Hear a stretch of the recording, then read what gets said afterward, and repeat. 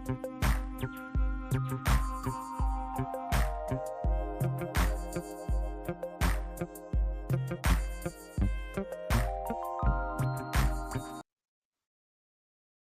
right, good morning. Welcome, everybody. We are at the top of the hour, so we're going to go ahead and get started. We are live in person in Eden Prairie, so thank you to all of you who are here today with us. Appreciate you taking the time out of your busy schedule to be here. We got some more coming in, so that's wonderful. Come on in. We've got some online as well, so thank you for being here today. And then also want to welcome anyone who's watching this in the recording later. I know a lot of you do that. So if you are new here, my name is Eric Hagan. I am president of Capital Consulting Group and a financial advisor. CCG consists of myself, Tom Fox, who you're going to hear from in a minute, Dan Oshman and Rana Grant, wonderful advisors on the team. There's Rana waving.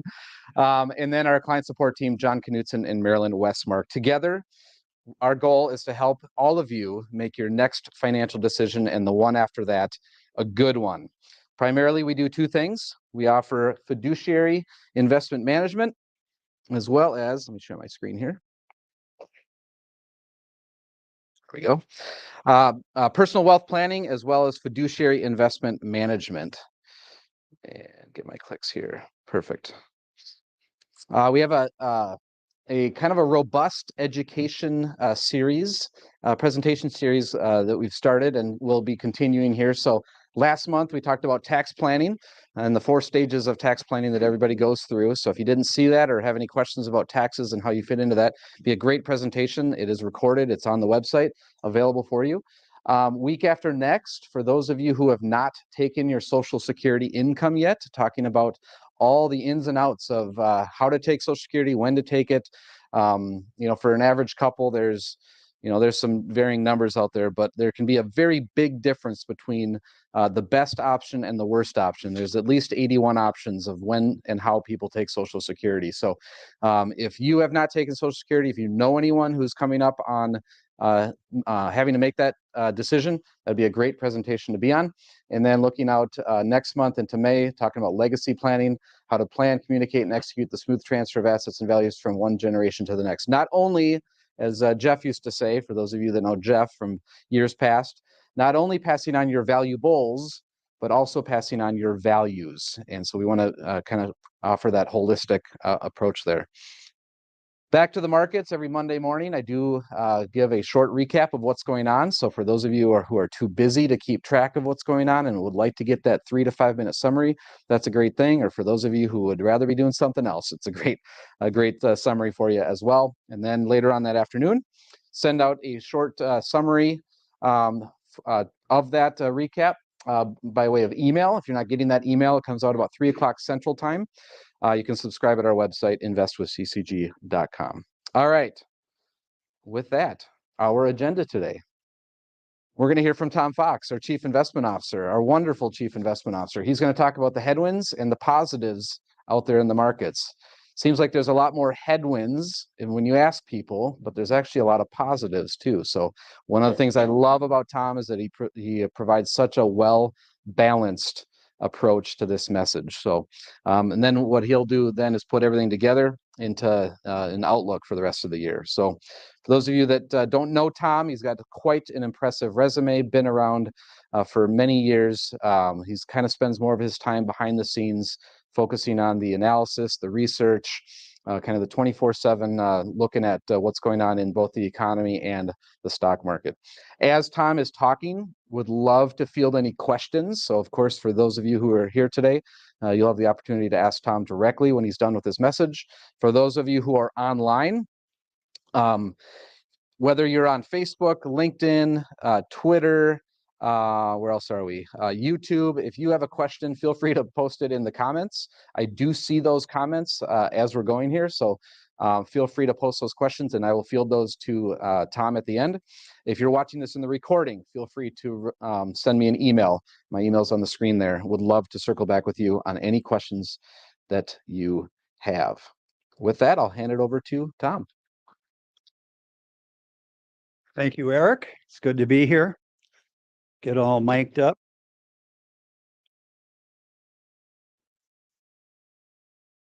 It's always fun to put the mic on when you're live. We only have one mic here, We though. only have one mic right now, yep. Exactly. Spend a little money. Yeah, do that, I think right? he should, don't you? How I'm many a would vote financial for advisor. I don't spend 2 money. mics live, Then he can say something to me. What are these $4? Yeah, I think they are. All right. Today we're going to talk about the markets. I'm excited to talk about those. We have a lot to cover. A lot of things are changing, and I actually changed a little bit of my outlook, so you'll hear about that.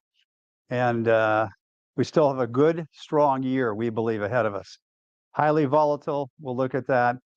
And our theme has kind of been 2 steps back. I mean, 1 step back, 2 steps forward. And that's kind of what we expect the rest of this year. So here's I always like to get this up front. This is the massive wall of worry. And believe me, there's a lot of negativity out there. There has been for the last couple of years. And I wanted to point out some of them. Number one is the economy experienced a financial shock with the regional banks, starting with Silicon Valley going down, and then 2 others went down. So we lost a couple of banks. It caused a mini crisis. It's still out there. People are worried that there's going to be another shoe to drop, and that's a possibility. Commercial real estate could be another shoe. So the odds of a deep recession, this is what other analysts believe, the probability of that is increasing. Now, we don't necessarily agree with all this, but I'm putting it up so you can see. Oil surged earlier last week in a surprise production cut by OPEC, and you saw what happened after they cut the production. Prices of oil went back up. So we could reach as high as 100 by the end, sometime this summer. Speculation of S&P 500 futures net positioning is the most negative since 2011. There are a lot of people that are short this market. Now, we look at that as a potential for great amplification to the upside. We'll talk about that, but there's a lot of shorts out there. Economic data has shown that the decline in inflation is going to be a hard-fought battle. Higher for longer has been sort of what you hear from the Fed or others. That they're going to we believe they're going to stop in May. That'll be the last another 25 basis points, but then they're going to stay there for an extended period of time. That's not positive. So economic data has shown that the decline in inflation is going to be a hard-fought battle. That's why the longer hold at where they stop. Fed will keep the ultimate terminal rate unchanged for an extended period, and corporate profit expectations, many believe, remain still too high. We have a little different view on that, and we'll talk about that. So they still need to be lowered, even from where they have been lowered. They've been coming down, the expectation for corporate profits. Some see further decline, that it's not all it's not far enough. And so we may see more corporate analysts begin to lower their corporate expectation. Now, immediate upside potential, the S&P 500 still appears limited at best. There's still a lot of downside risk ahead of us. And overall, there's a deep skepticism. That's been my bottom line every time we've been doing this every month. There is deep skepticism still. Therefore, that's why we have so many shorts out there in the market, and that many believe we're going to go below the October lows. We do not. So, all right. Is there any positives out there? Now we're going to get the fun side. How many want to get more fun? Okay. So March CPI data and the new PPI that just came out that shows that this inflation trend is intact. In fact, the CPI dropped more than expected. The PPI really dropped more than expected. That's prices paid. That's what the Fed looks at. That was a surprise to the downside. This deflation is certainly here. And we've been saying that for months. Our base case remains that inflationary pressures are easing far faster than expectation. So we think we've been saying that we think it's coming down harder. Many say it won't. I think we've been right on this. It's coming down very high. Now, we also it's very important to the Fed what happens to jobs. And last Friday showed average hourly earnings growth at only 4.2%.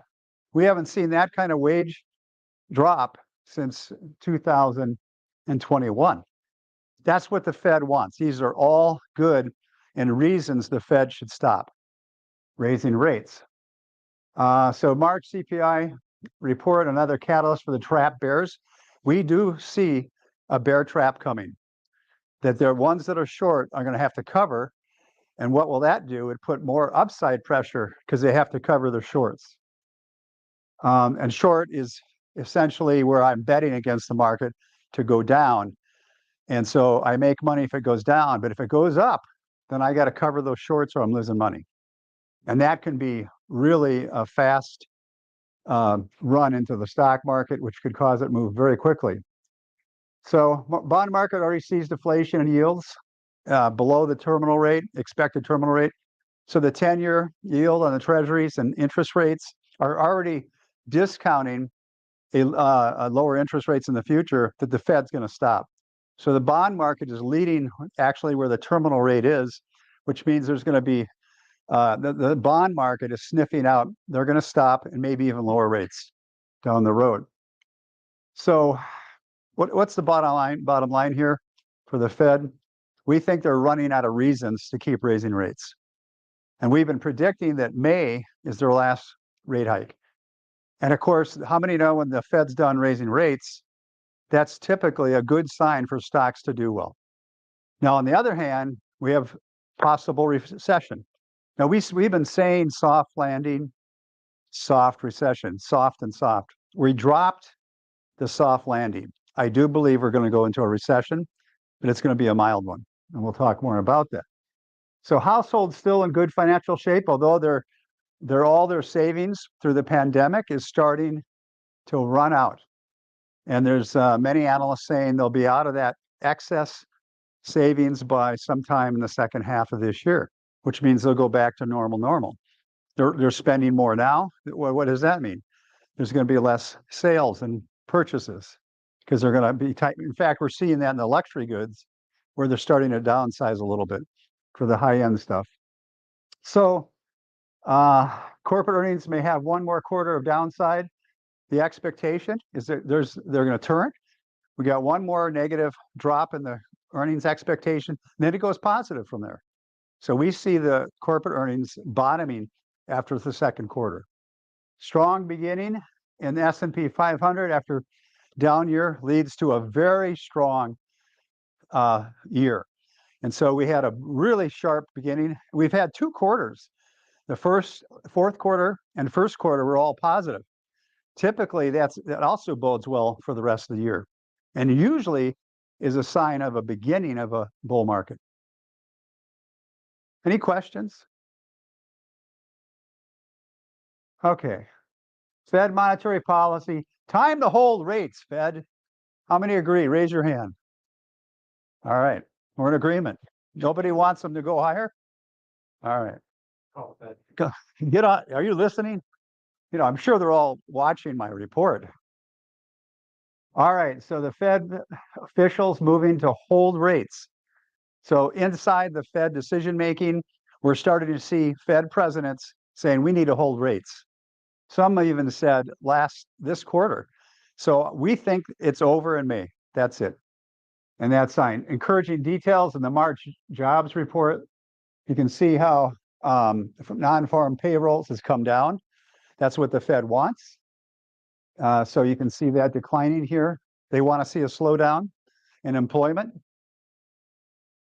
So that's a reason for the Fed to not raise rates. Also, the hourly earnings rate is at 4.2%. We looked at that in an earlier slide, but you can see that now the rate we're at of earnings rate is right at a since 1965 average. So we're not above that anymore, and we're not that far from the 1983 average forward. So that's a longer term. So it's heading in the right direction for the Fed to say, hey, wage inflation is coming down. Stocks setting up for a second half rally. We talked about this. Large short positioning could lead to a massive turn where bears have to go bullish. There's lots of gunpowder, lots of cash, lots of negativity. If green leaves start coming out, they're going to have to cover. And right now, the stock market's been moving up. We had a great first quarter, and it's been a little bumpy, and now it's coming back up today. So there's going to be a point where they're going to have to throw the towel in, which means they have to cover shorts and then go long, or at least into cash. Here's a picture of that. This is Bank of America's financing risk report. How negative is that? Well, look, look how negative it was negative in October where we reached the bottom. Look how negative is today. So a lot of shorts out there, a lot of negativity based on a historical basis. And here is the hedge funds. What are they doing? Look how short they are. We haven't seen that since 2020. That was the pandemic. We're at pandemic lows in terms of how much people are shorting, even the smart money. Maybe they're seeing something I am not. But what does that mean? Lots of gunpowder to go back into the market if they're wrong. And we believe they will be. So remember, we talked about earnings bottoming, and so we're expecting one more quarter where they're going to downgrade earnings, and then it turns around. And it's off to the races for the next year too. That's good. We're already seeing signs of the earnings drop expectations stopping in 7 out of 11 sectors. Is forming a base of no more lowering expectations. That's a good number of sectors. This is all good, saying that they're not going to drop them anymore. They're going to start raising them the third quarter. That's all good for the stock. This one, stock, I guess we were on the wrong one. I got to look back every once in a while. Okay, there's the 7 out of 11. So you can see technology, consumer services, industrials, communication services, industrials, materials, healthcare, staples, and utilities, all bottoming in terms of analysts lowering expectation for future earnings. This is good. And that's what we're saying. The third quarter, they're going to have to go the other way in aggregate, and the fourth quarter even more so. Good for stocks. I'm looking at these and I'm not sure, like for buying something, like say if I buy a car, that rates are going to come down or stay the same, or Eventually, yeah. Well, let's say in May, the Fed stops. That's it for us. We're going to wait and see. It really won't. Well, the bond market will already discount that, and they're going to start lowering rates. Bonds are going to do well, we believe, the rest of the year, but also stocks should even do better. But your price on a car is still up here, right? Yep. That's a lagging indicator, so it's going to take time until maybe we see interest rates start to go down. Well, the Fed says, hey, we're going to begin to go a whole different direction and start lowering rates. We're not there yet. So I think prices of cars could stay high the rest of the year. So if you got a car, sell it. and walk. And then walk or get a bicycle for the summer. All right, the Fed could be running out of reasons. We've been saying that. Here's the job openings. Another, how many openings are? You can see that's cratering, coming down. This is a bigger picture. We snipped out that part, and you can see it's coming down hard. That's good. That's what the Fed wants to see. So we've seen a number of economic charts that are pointing to the Fed's going to like this. So we're all heading in the right direction. Inflation's heading in the right direction. Jobs are starting to show they're heading in the right direction. This is all going to give the Fed reasons to stop raising rates. And in my opinion, in May, they're done, or fire them all. Are they on the line? All right. So the other problem was the banking crisis, Silicon Valley, and the other bank. But now you can see that now the last stop to get money for banks, there's a kind of a backstop for the banks. And they took in $304 billion 2 weeks earlier. This last one period, only $37 billion. That's a good sign that they're not needy for liquidity. There was kind of a run on deposits for a short term, but that's stabilizing. This is good news of easing among the bank crisis that we had. Not the big banks, but the regional banks. which, why did they, what happened? They bought long-term bonds and rates went up and up. They tried to squeeze out more yield, but took on more risk, duration risk. So the yield kept going up. When the yield goes up on long-term bonds, your principal goes down and down and down. And there's that gap. If I were to sell it today, I'd have this loss.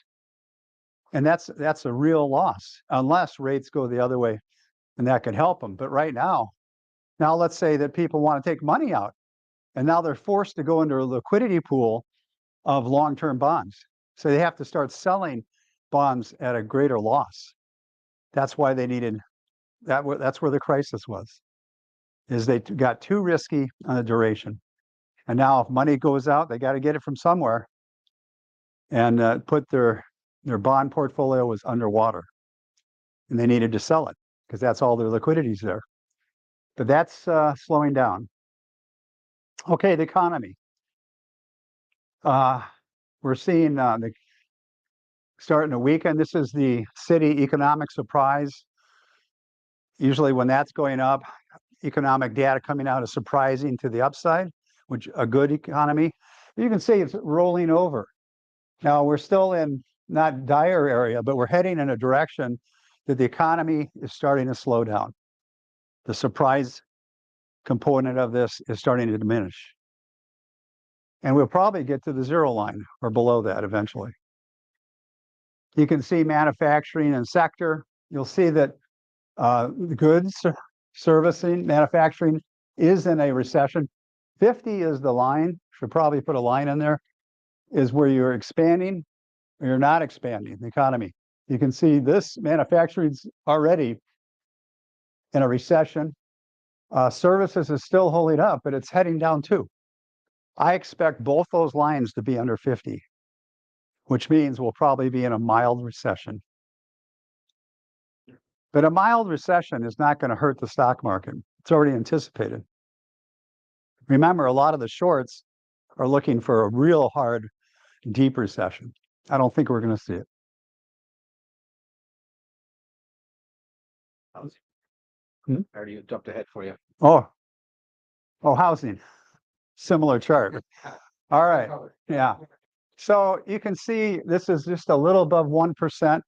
Houses are still going up in price, but look how much they were growing at almost 6.5, 7 per year. Now they're down to just almost 1%. Why? The other line is the rates on mortgages. Still going up, but not what it was before. And that potentially could get to zero. I don't think it's going to go down below zero growth, but we'll see. So the housing market is slowing down for sure. And we've seen that all because of the mortgage rates. Okay, this is just, you hear a lot of talk about the US dollar, how it's not, other currencies are going to take over. I'm sorry, it's just not happening. Good old USA. But keep listening to all the cable people, okay? But look, we're 58.4% of the currency. And euro is second place. How about the Chinese currency? Look how much that is. Oh, they're taking over. No. We're the reserve of choice. Let's say we're all pro-American here, right? Good old US dollar. It's not going anywhere. But you hear people on cable news, the demise of the US dollar. They've been saying that for years. It's not happening. Okay. All right, here's our outlook. Again, our theme for 23 was wag the dog, where inflation, something of less influence, wag the dog of greater influence, the Fed. And inflation is of less influence, we'll wag the dog, causing them to stop raising rates and maybe even go the other way. And we're seeing that happen.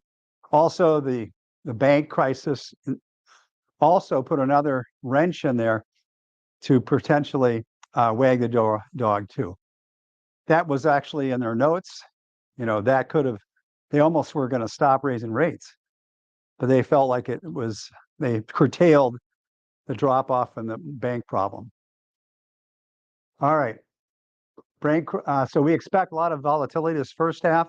We've already seen that, even though the VIX is actually in risk on below 20. But there will be ups and downs the first half, more so. I dropped soft landing. See that? Soft recession. I do think we're going to go into recession, but no deep recession. Soft recession. Okay. Then corporate earnings will go positive in the second half. Once the Fed stops rate hikes, possibly in May, we think May, markets will rally to the end of the year. That's a really good sign. Historical stock market pricing after the Fed stops typically goes up. The stocks are going to go up, but it discounts early. Sometimes it moves in advance like we're seeing now. Bond yields heading lower. Will be a good year for bonds. It already has been. It's going to even get better. Lots of cash still on the sidelines among speculative investors. We've been talking about that. When the shorts say we're throwing the towel in, that's all bullish for stocks. You could see sudden moves up if they begin to unwind their short positioning. Markets remain volatile, will stay above October lows. Some people have been on the news and on the cable news saying we're going to go below October. I don't see that at all. Not at all. Expect 2 steps forward, 1 step back. And we haven't changed our forecast. We still are looking by the end of the year, 4,600 on the S&P, which is a nice move from here. Well, any questions? Great movement here. Still not. You said that we're going to go into a recession, but it doesn't affect the stock market? Not too much, because it's already discounted in the pricing. And a soft recession is not bad for the stock market. If we go into a deep one, that is. Soft will be okay. If I'm wrong and it goes to a deep, then it will affect the stock market. But we don't see that right now. Employment's been better than expected. It's holding up fairly well, even though it's coming down, which the Fed is looking for. But with this, still, we have good employment. That's not typical of a hard recession. I think that ties in well to what you were saying a lot last year about less bad news, Yeah, right? The market looks forward. it's very much of a discounting. What's going to happen a year from now? Not what's happening now, what they see happens in a year after we get all through this. And so the market moves way before the Fed stops. How about the Fed hasn't stopped, yet the market's already moved the last 2 quarters. So and I showed graphs of that, I think in earlier meetings, where the Fed stops here, but the stock market ends the bear market here. And so you already have the stock market going up. And really, again, what I said, 2 up quarters in a row is usually a sign we're in a bull market, a new one. But we'll see what happens. So I'm bullish. We'll have some steps back. Don't want any phone calls. So expect the steps back. But I'm really looking forward to a good year end, mostly in the second half, even though we've had a pretty good start. But you have potential geopolitical problems. You got Taiwan. I don't think they're going to do anything until probably 25. That's what it seems like they're gearing up for. But you never know. The Chinese. Yeah. And, you know, the U.S. will defend that because you're invading like oil we get, or now you're invading where the chips are coming from. And we need those chips. If they're controlling that, that's not good. So the U.S. will defend that. I noticed that they have this new weapon that they're just putting together. It's a little unmanned sub. They drop that thing in, goes stealth, takes out a whole ship. I wouldn't want to be on the ship. So if they could take out perhaps the U.S. I just saw it. Yeah. Yeah. I have it in my basement. But I was thinking, but are they working on the same thing? You know, I wouldn't want to be on a ship in these battles. That's all I can say. But if they're ready to launch that, it would be really dangerous for the Chinese. Wow. Because they won't see it coming, take down ship after ship. It's modern warfare, but I hope it doesn't happen. Oh, don't worry, it's just not until 25. I've got lots of time to state my outlook. Green, we're still a negative on the markets, or have we just adjusted to that? Well, oil prices came down despite that. Remember the initial shock, and now they're going back up for different reasons, production cuts. So it was pretty much grain started being exported again for food. But it is a problem, and we don't know what he's going to do. So that is a real problem too. It's unknown, but the market is not analyzing their stock picks only based on that. It's sort of on the shelf, but it could come back. It could come back, but we don't know. And you got the China thing, but I think that's longer term. You know, OPEC is cutting back their production, so now the price of gasoline goes up. Is that something kind of a halfway political because Biden wants us to buy electric cars? Yeah, probably. Well, he's not in control of that. No. That's OPEC, yeah. But it does speak to we need to have our own resource here and sustain from our own oil and gas and not depend on anybody else. Yeah. Let them, raise the prices over there. But we'll see what happens. And then I see you have Any other questions here? Anybody All this? online? You should be able to hear me fine. If anyone's online has any questions, I am watching that comments box, so feel free to drop those in there and I'll get them to Tom for you. Otherwise, I think we're about to wrap up. Before we do, I'll give people a few more another minute here to ask any questions online if you guys have any, obviously. Looking ahead though, we do have of course we do this presentation once a month. Want to update, as he said, update those charts to see if we're going to start talking about China and Taiwan. Update the presentation. Our next one is scheduled for May 18th and then June 22nd. Those are on the website. So if you're watching online, want to go drop in your name and email, you'll get a friendly reminder of that. Or just mark your calendar. And of course, would love to see everybody out here for lunch. So with that, I don't see any other questions. So thank you, Tom. Thank you, everybody. Appreciate you and all this work. And if you still have questions, you can come talk to We'll me. stick around here for a little bit. And with that, I will close out our call. So thank you, everybody, for your time. Have a wonderful rest of the And day. next month, we may have another mic. Oh, now I'm on now I got an obligation. I'll be on it. Absolutely. Thanks, everybody. I think they Thank you. sell those at Best Buy. Yeah, I think you're right. they're $29.